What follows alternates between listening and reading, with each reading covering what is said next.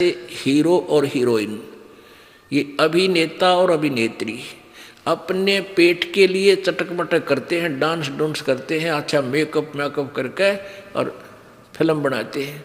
और ये भोले प्राणी युवा बच्चे उनको देख देख कर का वो मेरा फेवरेट हीरो है, वो मेरा फेवरेट हीरो है। टट्टू के फेवरेट है, बताओ। वह नाचे कूदा अपने पेट के लिए, तुम उसके ऊपर आसक्त हो रहे हो। अब उनमें से कोई भी हीरो या हीरोइन, अभिनेता या अभिनेत्री हिसार में या बरवाला में आ जा, देख इन जवान बच्चों की वहाँ समूह कितना कट हो जा, कितने इकट्ठे हो जाएंगे और न देखेंगे वो खड़ा इतनी 1 किलोमीटर दूर मंच पर, वो खड़ा वह खड़ी देख, और सारा दिन धक्के खा के वापस आ जा। बता के ले आए उसने देख के। तो उसके ऊपर बेमतलब हम आसक्त होने की बीमारी हमारा वहाँ लगी थी। यू काल तो खड़ा अपना कर्म फोड़ने के लिए एक पैर पर खड़ा होकर तपस्या कर रहा था, और हम इसको देखकर इस पर आसक्त हो गए, अंदर से इसको चाहने लग गए। जैसे ये बालक अनजान बच्चे इन चटक मटक करने वाले एक्टरों के ऊपर आसक्त हो जाते हैं, और सारा नकली काम। तो परमेश्वर ने आदेश दिया, आकाशवाणी की कि बच्चों तुम इसकी तरफ ना देखो, अपना सावधान रहो। लेकिन हम ऊपर से तो ऐसे सावधान हो गए, पर अंदर से चाहते रहे। वो तो अंतर्यामी है। जब इसने 70 युग तक तप किया, तब परमेश्वर कबीर जी ने पूछा कि बोल ज्योति निरंजन तू क्या चाहता है। इस काल ने कहा, ब्रह्म ने कहा, शरपुरुष ने कहा कि पिताजी ये स्थान मेरे लिए थोड़ा है, अलग से मुझे कुछ स्थान दे दो। तो परमेश्वर कबीर जी ने उसके 70 युग के बदले प्रतिफल में 21 ब्रह्मांड दे दिए। जैसे एक धनी पिता अपने पुत्र को 21 प्लाट दे दे उसके हिस्से के, अगले पकड़े। अब जब उसने 21 प्लाट मिल गए, 21 ब्रह्मांड मिल गए, इनमें कभी उसमें जा रहा है, कभी उसमें सैर सपट्टे कर रहा है। फिर इसने सोची इसमें कुछ कंस्ट्रक्शन हो, कुछ रचना हो इसमें। इसने फिर तप प्रारंभ किया, 70 युग तप फिर किया। तो प्रभु ने पूछा तू क्या मांगता है भाई। प्लाट मांगा था, प्लाट दे दिए, ब्रह्मांड दे दिए तेरे को। ये कहता पिताजी मुझे कुछ सामग्री दे दो, मटेरियल दे दो, मैं कुछ उसमें कंस्ट्रक्शन करूं, रचना रचूं। परमेश्वर ने, कबीर जी ने इनको, इस काल को 5 तत्व और 3 गुण दे दिए। अगले बेटा खेल खिलौने थे। अब इसने फिर सोचा भाई मान ले इसमें मैं रचना भी कर लूँगा, मैं मकान भी बना लिया है, और उसमें बच्चे हैं नहीं तो एकला मकान में करूँगा क्या। तो इसने सोचा इसमें मेरे पास जीव आत्मा भी होनी चाहिए। फिर तप प्रारंभ किया, 64 युग जब इसने तीसरी बार तप किया, तो परमात्मा ने पूछा वो भाई क्या चाहता है, तेरे को जो मांगा था मैंने दे दिया, अब क्या चाहता है तू ज्योति निरंजन। इसने, क्योंकि हम परमात्मा के सामने सभी भिखारी हैं। आपने गीता जी अध्याय नंबर 15 के श्लोक नंबर 1 से 4 और 16-17 में देखा, ऊपर को जड़ वाला पूर्ण परमात्मा है, संसार रूपी वृक्ष का ऊपर को जड़ तो समझ लो पूर्ण परमात्मा है, और ये तीनों देवा शाखा हैं, और डार ये ज्योति निरंजन है। जड़ से खुराक चलती है, आहार चलता है, तना में आता है, तना से डार में, डार से शाखाओं में आता है, फिर पत्तों तक पहुंचता है। यानी सबका पालन करता, पूरे पेड़ का पालन करता जड़ होती है। तो हम सभी यहाँ के भगवान भी, और ये ब्रह्मा विष्णु महेश भी, और ये ज्योति निरंजन ब्रह्म भी, परब्रह्म भी, सभी उस परमात्मा के आगे भिखारी हैं। तो इसने कहा पिताजी मुझे कुछ आत्मा दे दो, मेरा एकले का दिल ना लगता। परमेश्वर बोले नहीं भाई नहीं, ये आत्मा मेरे शरीर से निकली है, मेरे बच्चे हैं, ये ना दूं तेरे को किसी कीमत भी। हाँ तने और प्लाट चाहते हो और ले ले और दे दूंगा ब्रह्मांड 10-20 तो न चाहते हो तो वो कहने लगा नहीं जी मुझे तो आत्मा चाहिए गुरुदेव परमेश्वर पिताजी। परमात्मा बोले भाई एक बात है, क्योंकि परमेश्वर अंतर्यामी थे, जान चुके थे कि ये आत्मा जो इस पर आसक्त होगी है ये पतिव्रता पद से गिर गई है, अब ये यहाँ रहने के योग्य नहीं रही और यहाँ से ये जाना ही उचित है, इनका ना ओरा ने भी खराब करेंगे। जैसे सेब खराब हो जाता है ना, एक सेब भरे टोकरे में तो समझदार व्यक्ति फल विक्रेता उस खराब सेब को रखे नहीं, बाहर फेंक देगा, दूर कर दे, दूसरी आने भी खराब ना कर दे। तो ये काल भी खराब हो लिया था, राम इसका साथ खराब हो गए।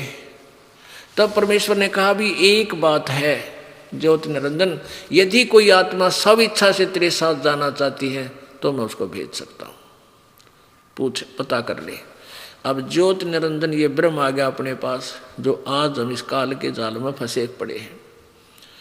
इसने आकर कहा कि भाई मैंने पिताजी से ना, क्योंकि हम उसी परमात्मा से हमारी उत्पत्ति, उसी से ज्योति निरंजन ब्रह्म की, तो इसने कहा मैंने पिताजी से 21 ब्रह्मांड प्राप्त किए हैं तब करके, और वहाँ ऐसे बनाऊंगा, वहाँ महास्वर्ग बनाऊंगा, ब्रह्मलोक बनाऊंगा, ऐसे ऐसे सुंदर वृक्ष बाग लगाऊंगा, मेरे साथ चलोगे? तो हम तो पहले ही उसके ऊपर आसक्त हो रहे थे। हमने कहा सभी ने कि यदि पिताजी आज्ञा दे देंगे तो हम चल पड़ेंगे।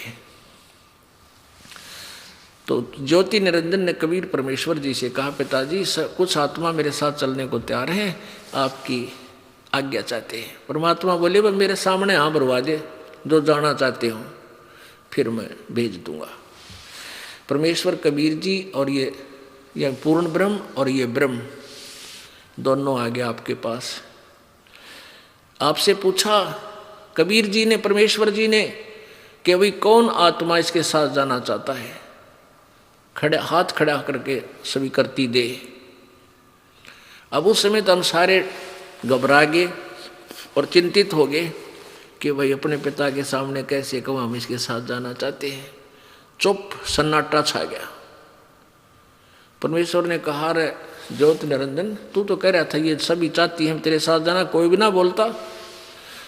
तब एक आत्मा सबसे पहले खड़ा हुआ, सबसे पहले उसने डेयर किया, हिम्मत किया और कहा पिताजी मैं इसके साथ जाना चाहता हूँ। फिर तो देखा देखी हम भी खड़े हो गए, कदे ये एकला लूट जाओ वहाँ पर। तो सभी जितने भी आज यहाँ असंख्य प्राणी फंसे पड़े हैं, ये सभी के सभी खड़े होकर दोनों हाथ खड़े कर मैं भी जाऊंगा। परमात्मा बोला भाई ठीक है ज्योति निरंजन तू जा अपने ब्रह्मांडों में। ये पहले सतलोक में ही थे सारे ब्रह्मांड 21 के 21, और मैं इन सभी को अपने हिसाब से भेजूंगा तेरे पास, चल। और ज्योति निरंजन चला गया। परमात्मा ने, परमेश्वर कबीर जी ने, सत्यपुरुष ने सबसे पहले जिस आत्मा ने स्वीकृति दी थी उसको एक लड़की का रूप बना दिया, युवा लड़की, युवती। और हम सभी को बीज रूप में, आत्मा रूप में कति सूक्ष्म बना के और अपने वचन से उस लड़की के शरीर में प्रवेश कर दिया। उसका नाम धरा आदि माया, अष्टंगी। आगे चल के वो दुर्गा कहलाई। प्रकृति देवी भी उसी को कहते। अपने पुत्र सहजदास से, उन 16 में से जो मुखिया थे, एक से कहा कि जा बेटा तू अपनी बहन को ज्योति निरंजन के पास छोड़ा, उसको बता देना कि मैं, परमेश्वर ने कहा कि जा बेटी अब तेरे को मैंने शब्द शक्ति दे दी है, वचन शक्ति। जितने जीव ज्योति निरंजन कहे तू वचन से बोल देना, उतने ही युवा बालक जैसे भी तू धारणा करेगी वैसे ही बच्चे वहाँ उत्पन्न हो जाएंगे। अब परमेश्वर ने अपने पुत्र सहजदास से कहा कि भाई तू जा और उसको बता देना ज्योति निरंजन को कि इस बहन के शरीर में, बेटी के शरीर में सभी जीवात्मा प्रवेश करती हैं जो तेरे साथ आना चाहती थी। और ये अपने वचन जितना तू कहेगा उतने जीव ये उत्पन्न कर देगी। एक बार वचन बोलेगी उतने ही सामने प्रकट हो जाएंगे। सहजदास ने जाके ज्योति निरंजन को बता दिया कि ये लड़की ये प्रकृति देवी है, परमात्मा कबीर जी ने निर्मित की है, उस आत्मा की जो सबसे पहले तेरे साथ आना चाहता था, और इसके शरीर में सभी आत्माएं हैं, ये अपने वचन से तेरे सब जो है ना उत्पत्ति कर देगी, मानव जितने तू प्राणी चाहोगा। यूं कह के वो तो आ गया। कौन? जोग जी सहजदास। अब युवा होने के कारण लड़की का रंग रूप निखरा हुआ था। अब ज्योति निरंजन के मन में दोष आ गया और उसने उस लड़की के साथ बलात्कार करना चाहा। अपुण्यात्मा यह बीमारी भी प्रत्येक प्राणी का है यहाँ, जो वहां से लगी थी, इस काल के लगी थी, और काल से ही आगे हम उत्पन्न हुए सारे, फिर दोबारा हमारे जो है ना बोर्न हुए हम। तो लड़की ने देख लिया कि इसके मन में दोष आ गया, हाव भाव देखे उसके बकवादों के। तब प्रकृति देवी ने कहा कि ज्योति निरंजन तू बात सुन, तू मेरा बड़ा भाई, हमसे पहले तू अंडे में परमेश्वर कबीर जी के वचन से उत्पन्न हुआ है, और मैं तेरी छोटी बहन है, और बहन भाई का ये जुल्म महापाप है, तो ये दुष्कर्म ना करे मेरे साथ, मैं वचन से तेरे जीव उत्पन्न कर दूंगी जितने तू कहेगा। लेकिन उसने एक नहीं सुनी और हद से ज़्यादा बढ़ गया, यानी लड़की को पकड़ना चाहा, आलिंगनबद्ध करना चाहा, बकवादों से मुंह खोल लिया। तो लड़की ने और कोई तरीका ना देखा अपनी इज्जत बचाने का, सूक्ष्म रूप धारण किया, इसके मुख के माध्यम से पेट में पहुंच गई, और वहां से पुकार की, हे परमपिता, हे परमेश्वर, हे गुरु पिताजी, मेरी रक्षा करो, मेरे साथ ऐसे ऐसे जो इसने करना चाहा, मैंने इसके पेट में शरण दे रखी है, मेरी रक्षा करो। अब परमात्मा कहते थारी होगी रक्षा, देखते जाओ कि एक रहेगा तुम्हारे साथ ही भी। अब परमेश्वर कबीर जी अपने पुत्र सहजदास का रूप बनाकर आए और कहा, सुन ले ज्योत निरंजन, तने जुल्म कर दिया इस सच्चे लोक में, ऐसा पाप, ऐसा अपराध। और लड़की को उसका पेट चीर के लड़की बाहर निकाल दी, और पेट फिर ऐसा कैसा कर दिया। वचन में बहुत बड़ी शक्ति होती है। ये आध्यात्मिक साइंस सुप्रीम है, सबसे सर्वप्रिय होती है। तो लड़की को बाहर निकाल दिया, वो एज इट इज युवा होगी। निरंजन से कहा कि सुन ले आदेश परम पिता का, आज के बाद तेरा नाम काल होगा, 1 लाख मानव शरीरधारी प्राणी तू नित खाया करेगा, 1.25 लाख की उत्पत्ति करेगा, और निकल जाए यहाँ से, लेकर तेरे 21 ब्रह्मांड को आज से तुझे यहाँ से निष्कासित किया जाता है। अब वहाँ 21 ब्रह्मांड इतना कहते ही विमान की तरह चल पड़े। दुर्गा और काल दोनों इसके अंदर विराजमान थे। ये 16 शंख कोश की दूरी पर आकर ठहर गए, रुक गए, यानी यहाँ स्थिर हो गए, यहाँ फिर घूमना शुरू कर दिया उसी रेंज में। अब काल ने सोचा कि इसने जो करना था, मुझे जो दंड मिलना था वो मिल लिया, अब मैं मनमानी करूँगा। दुर्गा के साथ फिर उसने वही व्यवहार करना चाहा। दुर्गा ने फिर विनय किया कि मान जा मेरी बात, तू जुल्म ना करे। उसने हर तरीके से समझाना चाहा उस नालायक को कि पहले तो तू मेरा बड़ा भाई, मैं तेरी छोटी बहन है, अब मैं तेरे पेट से बाहर आई हूँ, तेरी बेटी होगी, तो बेटी और बाप का ये जुल्म अच्छा नहीं। मेरे पास समझ शक्ति है, मैं तेरे जितने जीव तू कहेगा मैं बना दूंगी, उत्पन्न कर दूंगी। लेकिन इस काल ने कुछ नहीं देखा आगा पीछा। अब परमेश्वर कबीर जी ने एक और किया था कि इस लड़की को प्रजनन इंद्री नहीं लगाई थी। परमात्मा ये देखना चाहता था ये कहाँ तक गिर सकता है ज्योति निरंजन। तो इस काल ने अपने ही वचन शक्ति से, नख रेखा से, नाखूनों से ये प्रजनन इंद्री लगाई और फिर जबरदस्ती उससे शादी की। 3 पुत्र उत्पन्न किए। बड़े का नाम ब्रह्मा, बड़ा रजगुण ब्रह्मा, बीच वाला सतगुण विष्णु, और तीसरा तमगुण शिव। अब पुण्यात्माओं, ये तो दास ने सुना दी मौखिक वर्बली कथा आपको। और इस कथा को सुनकर जो पहली बार सुन रहा होगा वो मन मन में पता नहीं कितने खरपतवार उसके पैदा होंगे, कितनी शंकाएं उत्पन्न होंगी। क्या चीज गपोड़ पेल दिया, घर की कथा गढ़ दी, ये हमने कदे सुना नहीं, कहीं पढ़ा नहीं, अब आपको सुना दिया, अरे पढ़ के भी दिखा दूंगा। और परमात्मा ने 600 वर्ष पहले कहा था, धर्मदास ये जग बोराना और कोई न जाने पद निर्वाण, यही कारण मैं कथा पसारा, जग से कहिए वो राम नियारा। यही ज्ञान जग जीव सुनावो, सब जीवों का भरम नसावो, अब मैं तुमसे कहूँ चिताई, तेरे देवन की उत्पत्ति भाई। इन तेरे तीनों भगवाना का जन्म कैसे हुआ ये बताता हूँ। कबीर जी कह रहे, कुछ संक्षेप कहूँ गहुराई, सब संशय तुमरे मिट जाई। संक्षिप्त में बता दूंगा, तेरे सारे संशयों का नाश कर दूंगा। भरम गए जग वेद पुराना, आदि राम का भेद न जान्या। आदि राम का, सबसे पहले वाले प्रभु का किसी ने पता नहीं। राम राम सब जगत बखाने, आदि राम कोई बिरला जाने। ज्ञानी सुने सो हृदय लगाई, ही मूर्ख सुने तो गम ना पाई। समझदार व्यक्ति सुनेंगे इस कथा को तो समझ जाएंगे भाई बात तो सच्ची है, क्योंकि प्रमाण दिखाए जाएंगे आपको। और मूर्ख सुने तो वो नहीं समझाने होगा, झूठ बोला झूठ बोला। किसके विषय में कहेंगे? परमात्मा क्या बता रहे हैं परमेश्वर कबीर जी? माँ अष्टंगी पिता निरंजन, ये जम दारुण वंशन अंजन। पहले कीन निरंजन राई, पीछे से माया उपजाई।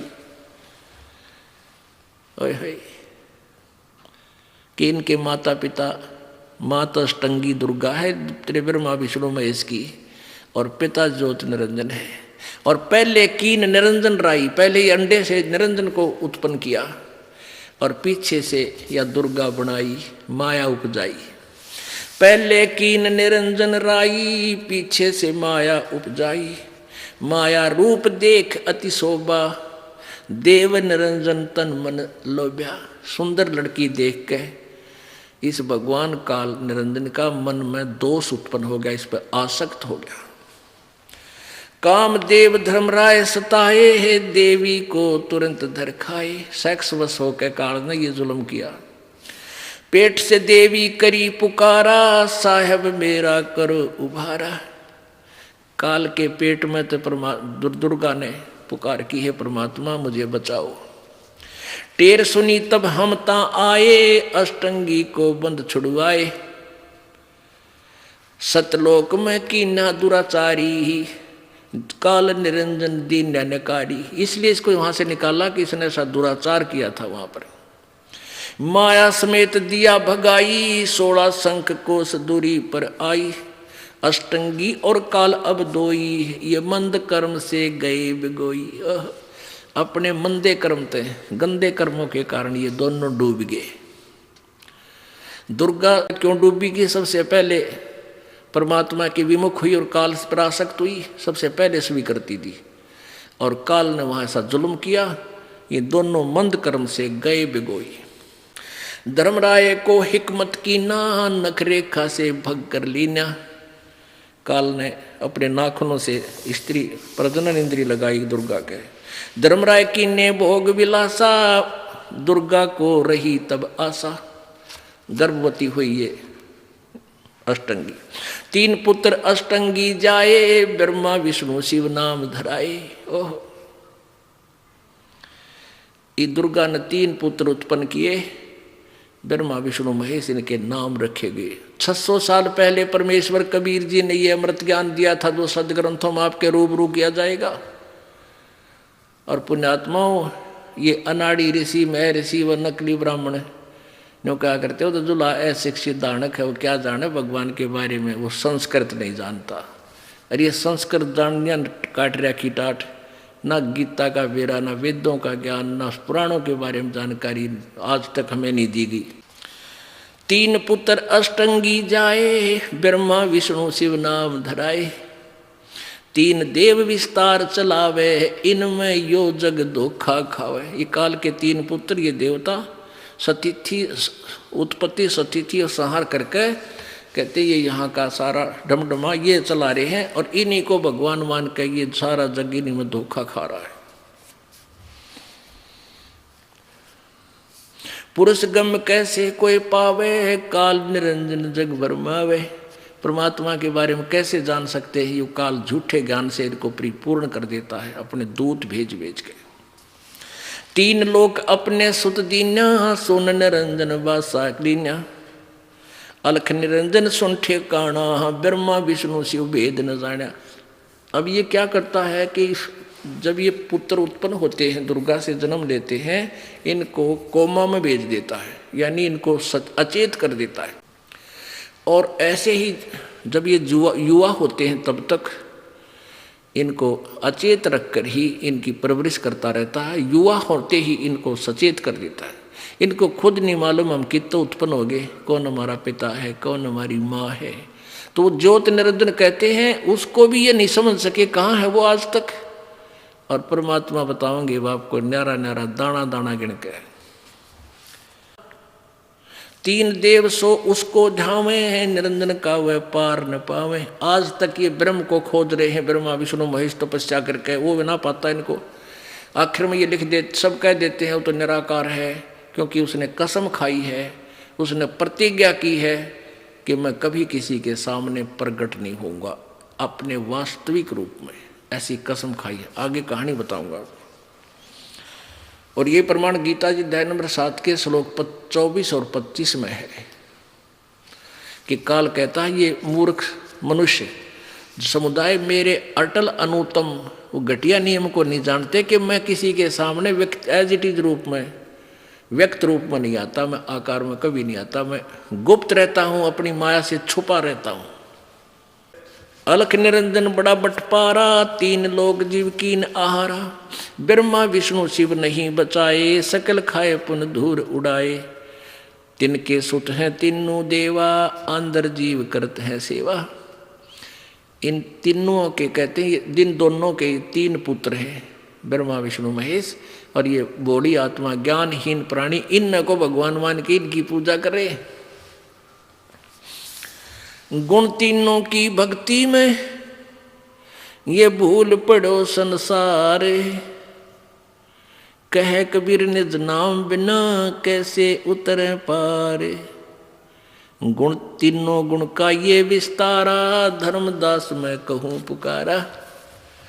अब ये ज्ञान परमात्मा 600 साल पहले बताया करते कि ब्रह्मा विष्णु महेश के माता की माता अष्टंगी दुर्गा है और काल इनका पिता है।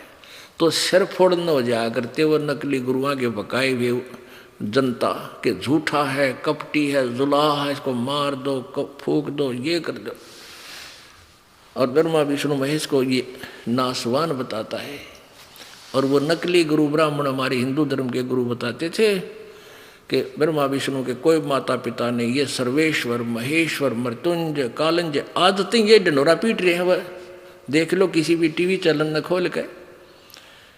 अब इनका सबकी पोल खुलेगी, इनके पास जवाब नहीं रहेगा। ये छोड़ देंगे संताई कुछ दिनों के बाद और बड़ी आत्मा पहचानेगी प्रभु को। अब आपको दास दिखाता है प्रत्यक्ष प्रमाण कि ब्रह्मा विष्णु महेश के माता पिता कौन है और कहाँ है वो प्रमाण। अपने ही पुराणों में सबसे पहले आप जी को शिव पुराण दिखाते हैं। शिव महापुराण ये देखिएगा, शिव महापुराण संक्षिप्त शिव पुराण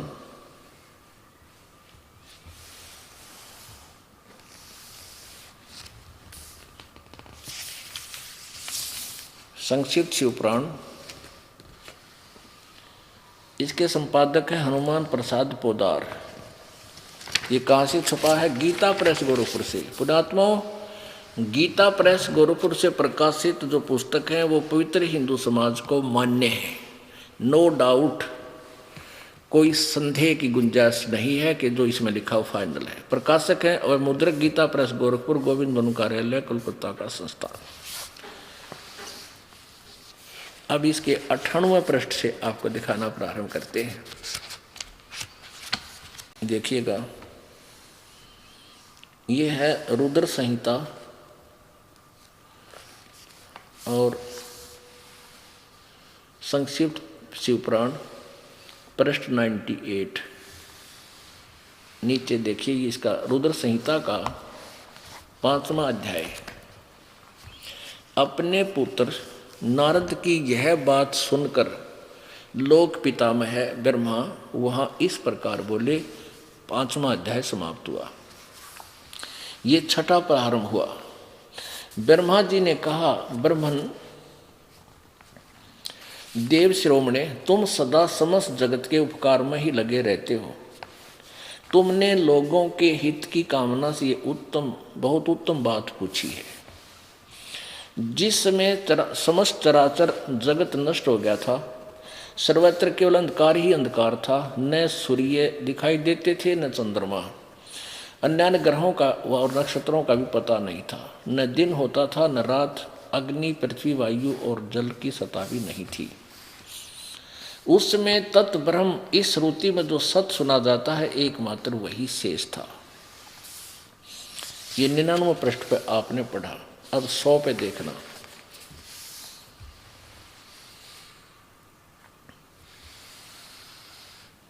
जिस परब्रह्म के विषय में ज्ञान और अज्ञान पूर्ण उक्तियों द्वारा इस प्रकार ऊपर बताए अनुसार विकल्प किए जाते हैं, उसने कुछ काल के बाद द्वितीय की इच्छा प्रकट की। उसके भीतर एक से अनेक होने के संकल्प उदित हुआ। तब उस निराकार परमात्मा ने अपनी लीला शक्ति से अपने लिए मूर्ति यानी आकार की कल्पना की। इसने निराकार मानना है, ये ब्रह्म है, और आकार में क्यों कराया? वो जो मूर्ति रहित परब्रह्म है उसकी मूर्ति भगवान सदा शिव है। अर्वाचीन और प्राचीन विद्वान उन्हीं को ईश्वर कहते हैं। उसमें एकाकी रहकर स्वेच्छा अनुसार विहार करने वाले उन सदाशिव ने अपने विग्रह से यानी शरीर से स्वयं ही एक स्वरूप भूता शक्ति की सृष्टि की, जो उनके अपने श्रीअंग से कभी अलग होने वाली नहीं थी। ये ज्ञान ब्रह्मा जी दे रहे हैं। उस पराशक्ति को प्रधान प्रकृति गुणवती माया बुद्धि तत्व की जननी तथा विकार रहित बताया गया है। वह शक्ति अंबिका कही गई है। उसी को प्रकृति, सर्वेश्वरी और त्रिदेव जननी, तीनों देवताओं की माता, नित्य और मूल कारण भी कहते हैं। सदाशिव द्वारा प्रकट की गई उस शक्ति की 8 भुजाएं हैं। ये दुर्गा है, और इसमें लिखा है कि सदाशिव ने अपने शरीर से अपने विग्रह से ही एक शक्ति यानी दुर्गा की उस स्त्री की उत्पत्ति की। अब का ब्रह्मा ने, अब विचार सुनिए, परमेश्वर कबीर जी आए थे सर्वप्रथम 21 ब्रह्मंडा में। तो सबसे पहले काल के साथ उनका कहा सुनी हुई। उसके बाद ब्रह्मा के लोक में आए। ब्रह्मा को मालिक ने सृष्टि रचना सुनानी चाहिए। उसने कुछ तो परमात्मा से सुनी हुई वो कहानी, लेकिन बाद में त्याग दिया। काल ने उसको इतना दबाव दे दिया कि ये झूठा है, इसकी बातों में मत आना, अंदर प्रेरणा करके। तो ब्रह्मा ने कुछ तो परमात्मा से सुनी हुई बात और कुछ अपने गपौड़, वह सारे मिला के अपने से पहले की जो कथा सुनाई है, यानी जब ये कमल के फूल पर बैठा था, उत्पन्न हुआ, उससे पहले की जो कहानी है, ये कैसे बता रहा है? ये परमेश्वर कबीर जी से सुनी हुई कुछ अपनी मिला के, और उसके बाद फिर ये ठीक बोल रहा है। अब देखो, अपने विग्रह से सदाशिव यानी काल ने अपने शरीर से एक शक्ति की सृष्टि की, जो उनके श्रीअंग से कभी दूर होने वाली थी। उसी को पराशक्ति, पर उसी पराशक्ति को प्रधान प्रकृति गुणवती माया बुद्धि तत्वों की जननी तथा विकार रहित बताया गया। वह शक्ति अंबिका कही गई है। और उसी को प्रकृति, सर्वेश्वरी, त्रिदेव जननी, नित्य और मूल कारण भी कहते हैं। सदाशिव द्वारा प्रकट की गई काल के शरीर से निकली हुई उस शक्ति के 8 भुजा हैं। यह अष्टंगी है। आगे देखो, नाना प्रकार के आभूषण उसके श्री अंगों की शोभा बढ़ाते हैं। वह देवी नाना प्रकार की गतियों से संपन्न है और अनेक प्रकार के अस्त्र शस्त्र धारण करती है। कि वही? आगे देखो, एकाकिनी होकर भी वह माया संयोग वसात अनेक हो जाती है। जो वो सदाशिव है, वे जो सदाशिव हैं उन्हें परम पुरुष, ईश्वर, शिव, शंभु और महेश्वर कहते हैं। अब देखो 100 आपने पढ़ लिया, अब 101 पर। वे अपने सारे अंगों पर भस्म रमाए रहते हैं। उन काल रूपी ब्रह्म ने, सदाशिव कहो चाहे काल रूपी ब्रह्म कहो, एक ही समय शक्ति के साथ, ये नाथ नहीं है, शक्ति यानी दुर्गा के साथ शिवलोक नामक क्षेत्र का निर्माण किया। 21 में ये ब्रह्मांड के ऊपर ब्रह्मलोक में उस उत्तम क्षेत्र को काशी कहते हैं। वह परम निर्वाण का या मोक्ष का स्थान है जो सबके ऊपर विराजमान है। वे प्रिया और प्रियतम शक्ति और शिव रूप, शिव यानी पति और पत्नी रूप में, शक्ति यानी दुर्गा और ये काल जो परमानंद स्वरूप है उस मनोरम क्षेत्र में नित्य निवास करते हैं। काशीपुरी परमानंद रूपणी है। मुने शिव और शिवा ने यानी काल और दुर्गा ने प्रलय काल में भी कभी उस क्षेत्र को अपने सानिध्य से मुक्त नहीं किया। आगे देखियो, देवर से एक समय उस आनंद वन में रमण करते हुए शिवा और शिव के मन में, दुर्गा और काल के मन में यह इच्छा हुई कि किसी दूसरे पुरुष की सृष्टि करनी चाहिए, यानी कोई बच्चा उत्पन्न करा, जिस पर यह सृष्टि संचालन का महान भार रखकर हम दोनों केवल काशी में रहकर इच्छा अनुसार विचरे और निर्वाण धारण करें। ऐसा निश्चय करके शक्ति सहित दुर्गा के साथ सर्वव्यापी परमेश्वर शिव ने यानी काल ने अपने वाम भाग के 10वें अंग पर अमृत मल दिया, यानी पति पत्नी व्यवहार किया। और फिर तो वहाँ से एक पुरुष प्रकट हुआ, एक बालक उत्पन्न हुआ, उसका नाम के रखा। अब देखियो 102 पृष्ठ पे संक्षिप्त शिवपुराण। तदंतर संक्षिप्त सुनाएंगे। अब उस काल ने कहा, शिव ने कहा, वत्स व्यापक होने के कारण तुम्हारा विष्णु नाम विख्यात हुआ। अब ये 6वां अध्याय यह समाप्त हो गया। अब रुद्र संहिता का 7वां यह प्रारंभ होता है 103 पे।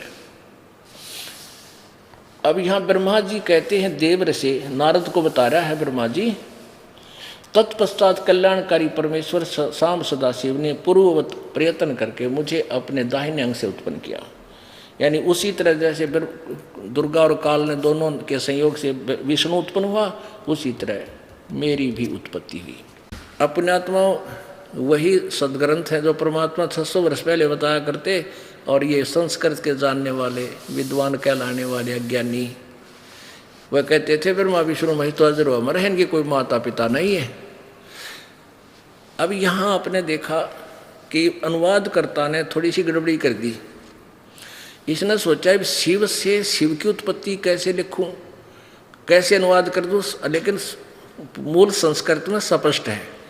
फिर भी इसमें आपको दिखाते हैं 110 पृष्ठ पे कि ब्रह्मा विष्णु महेश से अलग चौथा है वो काल। ये 9वां अध्याय रुद्र संहिता का शिवपुराण, ये 110 पृष्ठ संक्षिप्त शिवपुराण। इस प्रकार ब्रह्मा विष्णु और रुद्र इन तीनों देवताओं में गुण हैं, यानी रजगुण ब्रह्मा, सतगुण विष्णु, तमगुण शिव जी, परंतु शिव गुणातीत माने गए हैं। वो चौथा यानी इन तीनों से अलग है ये काल, ये सदाशिव, ये इसका पुत्र है शिव, अपने स्वरूप में इसने उत्पन्न किया है। अब ये और प्रमाण क्लियर आपको देंगे ये सिद्ध करने के लिए कि ये ब्रह्मा विष्णु महेश से अलग है और ये ब्रह्मा विष्णु महेश इसके बेटे हैं। अब देखना, यही शिव पुराण, ये विद्वेश्वर संहिता अध्याय नंबर 10, इसमें देखिएगा। एक बार ब्रह्मा और विष्णु जी का झगड़ा हो गया। किस बात पे? ब्रह्मा जी कहता है मैं तेरा बाप, विष्णु जी को विष्णु कहता मैं तेरा बाप, दोनों का झगड़ा हो गया, युद्ध हो गया। तो इस काल ने इनके बीच में एक तेजों में स्तंभ खड़ा कर दिया, बहुत लंबा चौड़ा। ये लड़ना तो भूल गए, फिर इसके ऊपर नीचे जाके इसका भेद जानना चाहा इन्होंने। अब ज़्यादा ना कह के हम सिर्फ अपना प्रसंग जारी रखेंगे। ब्रह्मा और विष्णु ने पूछा प्रभु उस काल से, सृष्टि आदि 5 कर्तों के लक्षण क्या है, ये हम दोनों को बताइए। भगवान शिव बोले, यू काल बोला, मेरे कर्तव्यों को जान समझना अत्यंत गहन है, तथापि मैं कृपा करके तुम्हें उनके विषय में बता रहा हूँ। ब्रह्मा और ये अच्युत यानी ये विष्णु, सृष्टि, पालन और संहार, तिरोभाव और अनुग्रह, ये मेरे 5 ही जगत संबंधी कार्य है और जो नित्य सिद्ध हैं। संसार की रचना का जो समय है, आरंभ है,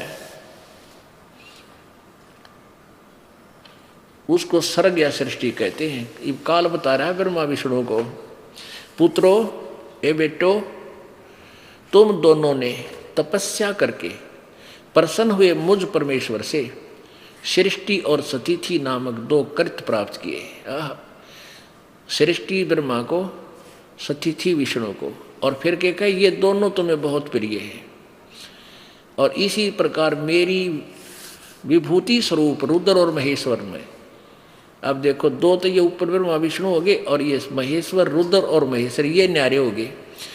मेरी विभूति स्वरूप रुद्र और महेश्वर में 2 अन्य उत्तम करते हो, संहार और तिरोभाव, मुझसे प्राप्त किए हैं, परंतु अनुग्रह नामक कृत दूसरा कोई नहीं पा सकता। रुद्र और महेश्वर ने अपने कर्तव्यों को नहीं भूला, इसलिए मैंने इनके लिए अपना समानता प्रदान की। अब ये क्या कहता है कि वे रूप और वेश, कर्तव्य, वहन, आसन और आयुध आदि में मेरे ही समान ही हैं। रुद्र और महेश्वर कहते, काल कहता मेरे समान है, मेरे जैसे ये वेशभूषा रखते हैं, लेकिन मैं इनसे न्यारा हूँ। मैंने पूर्व काल में अपने स्वरूप भूत मंत्र का उपदेश किया था, जो ओंकार के रूप में प्रसिद्ध है। वह मंगलकारी मंत्र है। सबसे पहले मेरे मुख से ओंकार प्रकट हुआ था, ओम नाम, जो मेरे स्वरूप का बोध कराने वाला है। ओंकार वाचक है, मैं वाच्य हूँ। यह मंत्र मेरा स्वरूप ही है। प्रतिदिन ओंकार निरंतर स्मरण करने से मेरा ही सदा स्मरण होता है। सिद्ध हो गया कि ओम मंत्र इस काल का है। इन सभी अवयवों से एकीभूत होकर परवण यानी ओम नामक एक अक्षर हो गया। गीता जी अध्याय नंबर 8 के श्लोक नंबर 13 में गीता ज्ञानदाता काल श्री कृष्ण में प्रवेश करके बोल रहा है, ओम इति एक अक्षरम व्यवहारन माम अनुसमरण ये प्रयाति तदम देहम सयाति परमाम गतिम। इसे सिद्ध हो गया कि ये काल है, ब्रह्म है, और ब्रह्मा विष्णु इसके पुत्र हैं। पुण्यात्माओं, अब आगे आपको कहाँ दिखाएं? अब देवी दुर्गा पुराण में दिखाते हैं। इस देवी पुराण में अब ये क्या कारण है, ये क्या करता है, थोड़ा सा वर्बली मौखिक सुनाएंगे, फिर ये पवित्र पुराण आपके रूबरू करेंगे। ये क्या करता है काल? इसने अपने एक ब्रह्मांड के ऊपर कति सर्वोपरि स्थल पर एक ब्रह्मलोक बना रखे है। उसमें नकली अलखलोक, नकली सतलोक और अगामी लोक और अकय लोक, अनामी लोक की रचना कर रखी है कि कहीं कभी कोई आके और ऊपर के लोकों के बारे में बताएगा तो ये भोली आत्मा, मैं उनको यहीं सेट कर लूँगा, उनको बहका दूंगा, ये अलख लोक है, ये अगम लोक है, ये अनामी लोक है, ये सतलोक है। और उससे भी पार इसने वो जिसको काशी बताया है वो स्थान बना रखे। ये क्या करता है, इसने आपको एक चित्र दिखाते हैं एक ब्रह्मांड का, उसके बाद ये आपके सारी कहानी समझ में आवेगी। एक ब्रह्मांड का लघु चित्र देखें, ये देखिएगा एक ब्रह्मांड का लघु चित्र। ये एक ब्रह्मांड का एक लघु चित्र, ये देखिएगा। ये एक अंडे की शेप में है पूरा ब्रह्मांड, ये देखिएगा। ये एक अंडे की यानी एलिपिकल शेप में है, इसलिए इसको अंड भी कहते हैं, इसको ब्रह्मांड भी कहते हैं। पिंड शरीर को भी, शरीर भी इसी का रूप है। शरीर के अंदर ये सब रचनाएं आप टेलीविजन की तरह देख सकते हो अपने कमलों में। इसलिए पिंड ब्रह्मांड अंड इसी को कहते हैं अंड।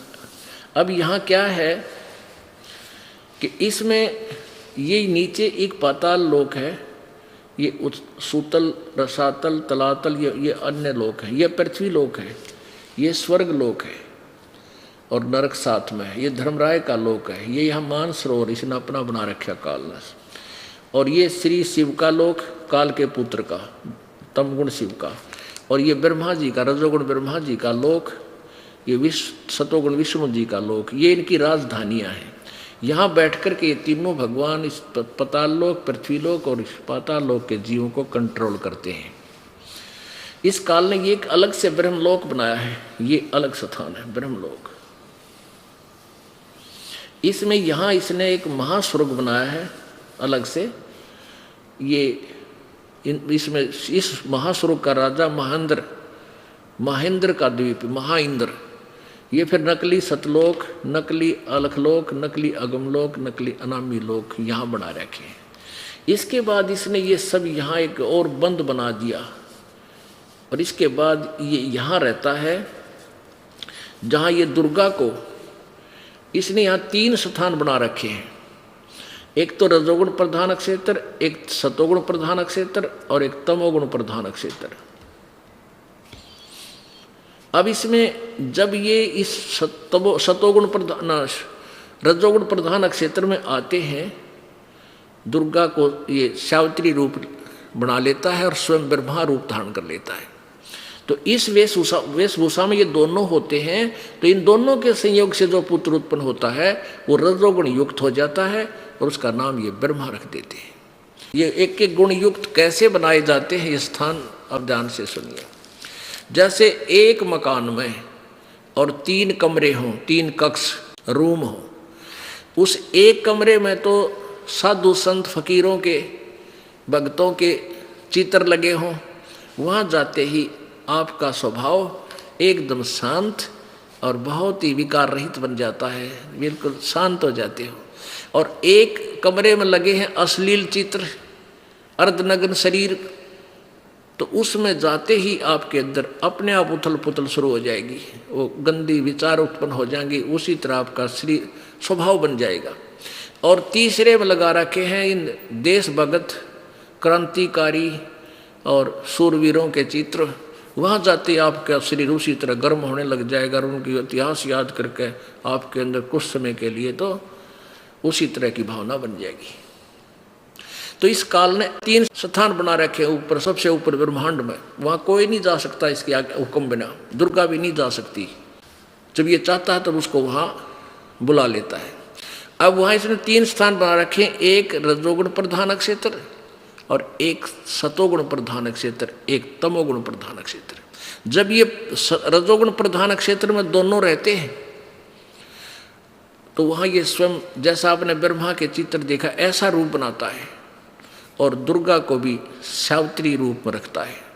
इन दोनों के योग संयोग से पति पत्नी व्यवहार से जो पुत्र उत्पन्न होता है वो ऑटोमेटिकली उसी स्वभाव का हो जाता है, और उसको अचेत कर देते हैं, बेहोश कर देते हैं और अलग से रख लेते हैं, और फिर उसको परवरिश करते रहते हैं। जब युवा होता है तब उसको सबको सचेत इकट्ठा करते हैं।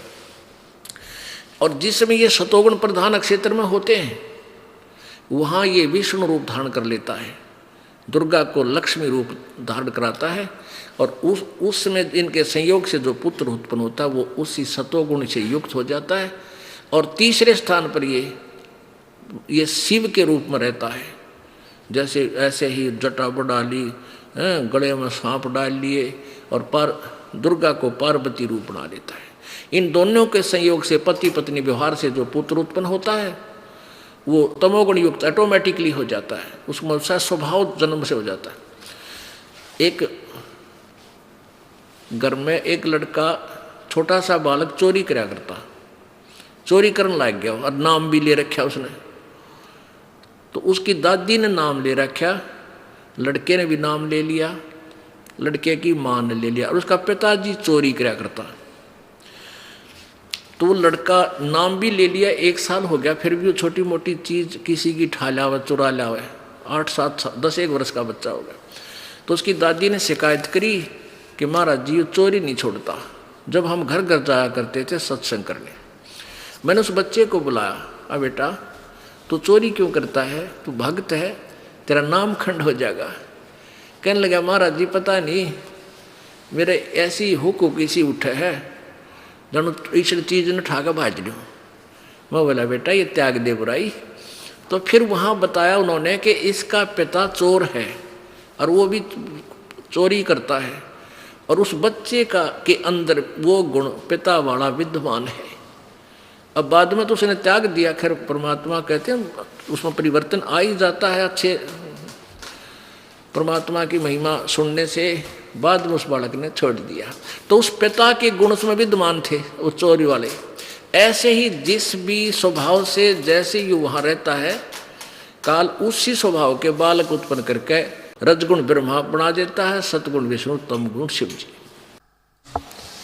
अब ये दास ने आपको एक चित्र दिखाया। अब ये श्रीमद् देवी भागवत आपका आराम तो समझ में आ जाएगी। अब देखना पुण्यात्माओं, ये इतना प्रयत्न ये दास तो कर रहा है आपको संशय रहित करने के लिए, और जब तक आप संशय रहित नहीं होगे आप भक्ति नहीं कर सकते। कोई ना कोई काल का दूत आपने ऐसा बिगाड़ देगा, ऐसे जो गप्पे मारेगा और आपको भक्ति से दूर कर देगा।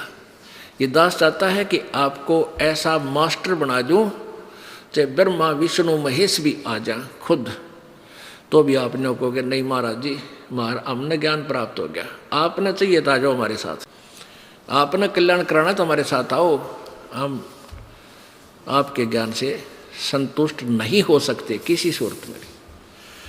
अब देखो श्रीमद् देवी भागवत, अब देखिएगा श्रीमद् देवी भागवत गीता प्रेस गोरखपुर से प्रकाशित वही है जो पहले आपको दिखाई। ये बार बार दिखाना इसलिए आवश्यक है क्योंकि ये फिल्म बनकर जाएगी, सीडी बन रही है और भक्तों के पास जाएगा। संपादक हनुमान प्रसाद पोदार, चिमनलाल गोस्वामी। तो कोई किसी सीडी को देख पाएगा, कोई किसी को ना देख पाएगा, तो प्रत्येक में प्रमाण हो तो शीघ्र समझ में आएगा। प्रकाशक एवं मुद्रक गीता प्रेस गोरखपुर, गोविंद भवन कार्यालय कोलकाता का संस्थान। अब इसके तीसरे सकंद में पृष्ठ नंबर 113 से श्रीमद् देवी भागवत तीसरा सकंद पृष्ठ 113 है। जन्मे जय ने पूछा भगवान आपने अम्बा यज्ञ अर्थात परम पवित्र नवरात्र व्रत करके उसके द्वारा देवी की आराधना करने की आज्ञा दी है, अतः वे कौन देवी हैं, कैसे और कब प्रकट हुई, यानी कब उसका जन्म हुआ, उनके पधारने का क्या उद्देश्य है तथा वे किन गुणों से विभूषित है, अम्बा यज्ञ किस प्रकार होता है, उसका कैसा स्वरूप है। ब्रह्मांड साथ ही विस्तार पूर्वक ब्रह्मांड की उत्पत्ति भी कही है, क्योंकि भूदेव ब्रह्मांड के विषय में जो कुछ कहा गया है वह जैसा जो है वे सभी बातें आप जानते हो। मैंने सुना है ब्रह्मा विष्णु और रुद्र ये तीन सगुण देवता हैं। अब स्पष्ट कह रहा है, ये जन्मेजय व्यास जी से पूछ रहा है कि मैंने सुना है ब्रह्मा विष्णु और रुद्र यानी महेश ये सगुण देवता हैं, यानी रजगुण ब्रह्मा है, सतगुण विष्णु, तमगुण शिव जी। आगे देखो, कर्म से सृष्टि पालन और संहार कार्य उत्तरदायित्व इन पर रहता है। परमानंद पराशर नंदन व्यास जी, अब मैं इनके विषय में विस्तार पूर्वक सुनना चाहता हूँ, आप बतलाने की कृपा करें। व्यास जी कहते, राजन तुम्हारी बुद्धि बड़ी विशाल है। अभी तुमने जो पूछा कि ब्रह्मा आदि की उत्पत्ति कैसे हुई, अब ब्रह्मा आदि माने ब्रह्मा विष्णु महेश की उत्पत्ति कैसे हुई, सो वह महान कठिन विषय है। इसमें अनेक प्रश्न उठ जाते हैं। यही प्रश्न पूर्व समय में मैंने नारद जी से किया था। मैंने कहा, मुने आप बुद्धिमान हैं, और मुझे यह बताने की कृपा कीजिए कि इस विस्तृत ब्रह्मांड के प्रधान कर्ता कौन है। मुनिवर, यह ब्रह्मांड कहाँ से उत्पन्न हो गया। दिविजवर, साथ ही यह भी बताइए कि यह ब्रह्मांड विनाशशील है अथवा रहने वाला। इसकी रचना करने वाला, इसकी रचना करने वाला 114 पृष्ठ, करने वाला कोई एक है अथवा अनेक है।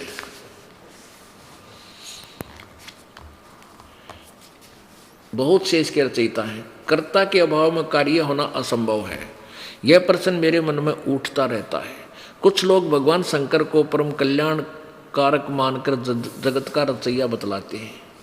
वे कहते हैं कि देवाधिदेव भगवान शंकर अविनाशी पुरुष हैं, उनका कभी जन्म और मरण नहीं होता। वे आत्मा में रमण करने वाले हैं, वे देवताओं पर भी उनका शासन रहता है। तीनों गुण रहते हुए भी उनसे वे निर्लिप्त रहते हैं। वे संसार रूपी सागर के उद्धार करने के लिए सदा तत्पर रहते हैं। अतः वे सृष्टि सत्य और संहार के आदि कारण हैं। दूसरे लोग भगवान विष्णु की प्रशंसा किया करते हैं। वे शक्तिशाली पुरुष, अव्यक्त, अखिल ऐश्वर्य से संपन्न परब्रह्म परमात्मा है। उनकी कृपा से भक्ति मुक्ति दोनों सुलभ है, वो हो जाती हैं। ऐसे दूसरे लोग ब्रह्मा जी को सृष्टि का प्रधान कारण बतलाते हैं। कितने ही आचार्य भवानी यानी दुर्गा को संपूर्ण मनोरथ पूर्ण करने वाली बतलाते हैं। वे आदि माया महाशक्ति एवं परम पुरुष के साथ रहकर कार्य संपादन करने वाली प्रकृति है। ये ध्यान रखना कि प्रकृति दुर्गा को कहते हैं। ये गीता जी में काम आओगा आपका, जब ब्रह्मा विष्णु महेश की उत्पत्ति गीता जी में दास लिखा होगा। ब्रह्म के साथ यानी काल के साथ उनका अभेद संबंध है, यानी पति पत्नी रूप में रहते हैं। वो अर्धंगी है इसकी। वे सृष्टि सतिथि और संहार कार्य में संलग्न रहती है। संपूर्ण प्राणियों एवं देवताओं की भी जननी है, उनका कभी जन्म और मरण नहीं होता। वैष्णवी, सांभवी, ब्रह्मी, वासवी, वारुणी, वाराही, नरसिंही एवं अद्भुत महालक्ष्मी उन नामों से विख्यात है।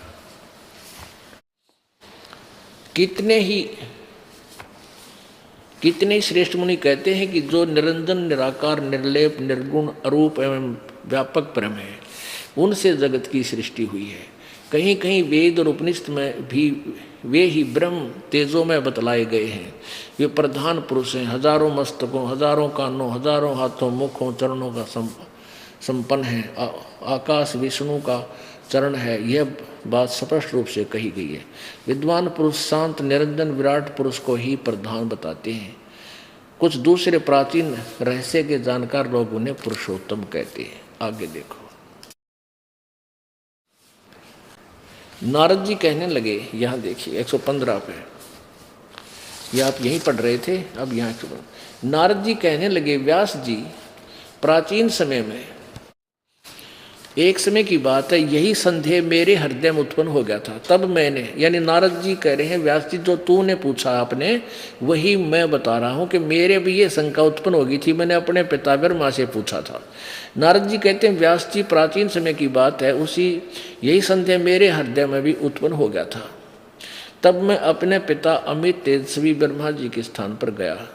उनसे इस विषय में, जिस विषय में तुम मुझसे पूछ रहे हो, उसी विषय में मैंने पूछा। कहा, पिताजी आप संपूर्ण ब्रह्मांड, यह संपूर्ण ब्रह्मांड कहाँ से उत्पन्न हुआ? विभो, आपने सम्यक प्रकार से इसकी रचना की है, या तो क्या आपने इसकी रचना की है अथवा विष्णु इसके इस विश्व के रचयिता हैं, या शंकर ने इसकी सृष्टि की है। जगत प्रभु, आप विश्व के आत्मा हैं, सच्ची बात बताने की कृपा करें। देखियो, अब नारद जी ने पता है क्या सच्ची बतानिया कोई नहीं।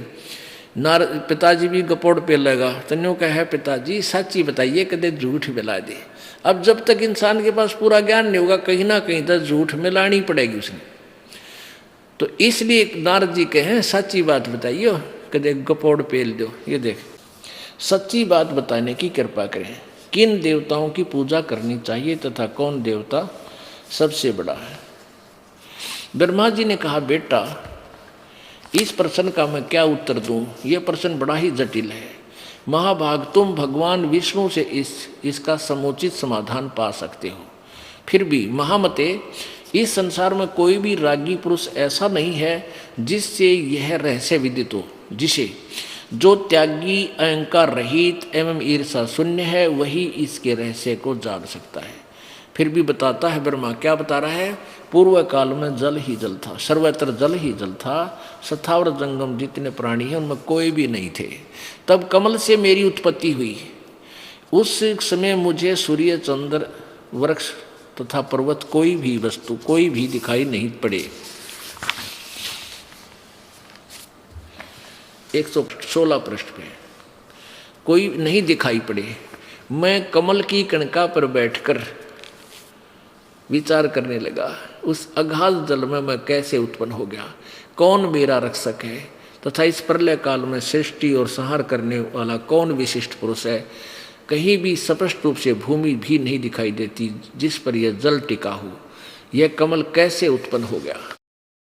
यों विचार करके मैं जल में उतरा। 1000 वर्ष तक पृथ्वी की खोज करता रहा, अन्वेषण करता रहा।